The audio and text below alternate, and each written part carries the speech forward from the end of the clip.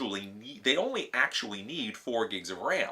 But because the instances that they are in have been given 4 gigs each, they are actually using 16 gigs of RAM within your virtual environment. So if you only have 16 gigs of RAM available, and then you try to start up another server, there won't be enough RAM for that other server to start. So one of the problems with normal virtualization is this over allocation. Every single instance of an operating system has to have these resources allocated to it, and those resources will be used whether or not the server actually needs it. The other problem with normal virtualization is, since we're emulating an entire server, you have things like boot up process. So if you create a virtual server that only does DNS or only does DHCP or only does LAMP, and you have to reboot it or restart the services for some reason, you actually have to reboot that entire computer. And going through that boot process takes a lot of time.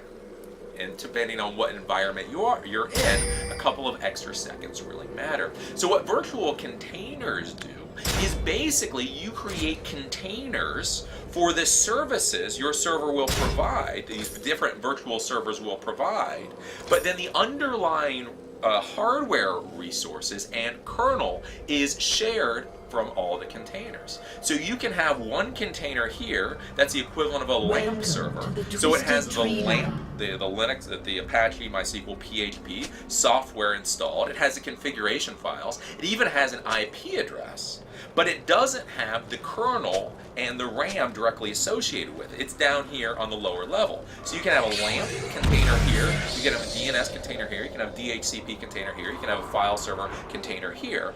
And within the containers, all that is contained are the configuration files. They then all share the underlying RAM, hard drive, and CPU and all that.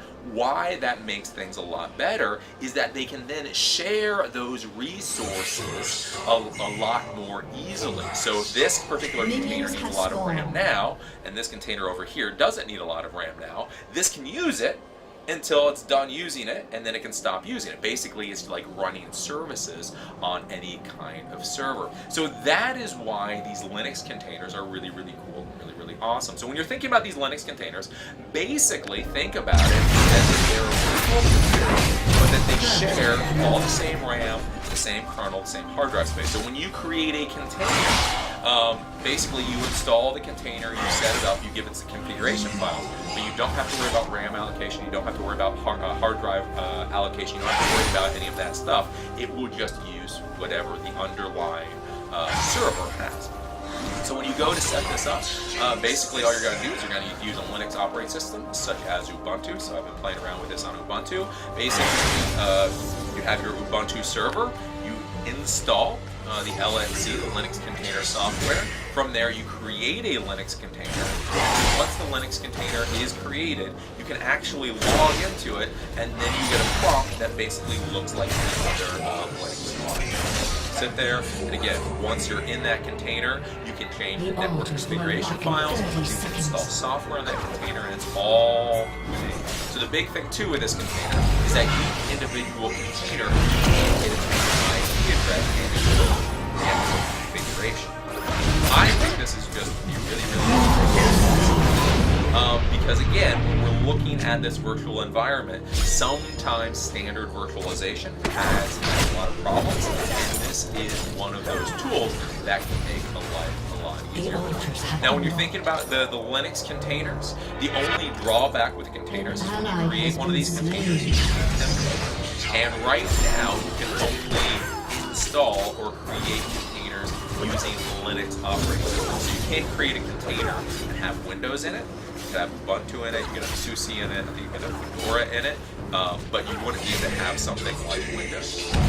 So that's one of the things to think about. So basically the idea is you have the underlying RAM, the underlying kernel, the underlying hard drive, all of that is used by all the containers, and then you create these individual containers that then contain whatever server services that you want to run. So they're segregated, and there's no IP addresses. They interact with the rest of the network just like they're their own individual servers, but from the technical standpoint, they're all using same kernel and all that.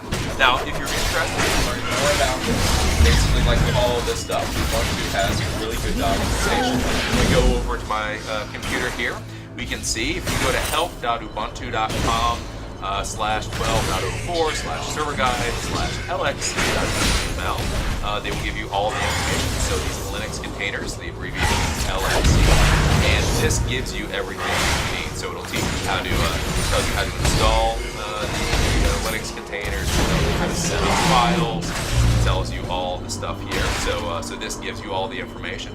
But basically, I just think this is a really definitely something that you guys should check out. Again, it's just one of those cool little tools that you can have in your toolkit. It's free, it's open source, so you might as well. As you know, I am Eli the Computer Guy. Today's class was Linux Container Introduction. As always, I enjoy teaching this class, and look forward to seeing you next time.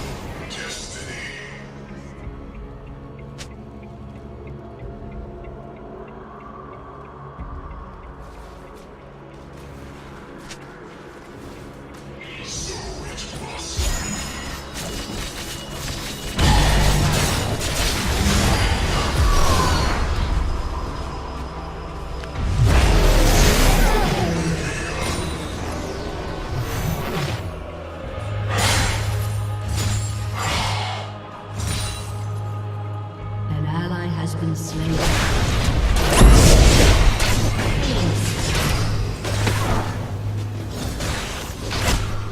Shut down.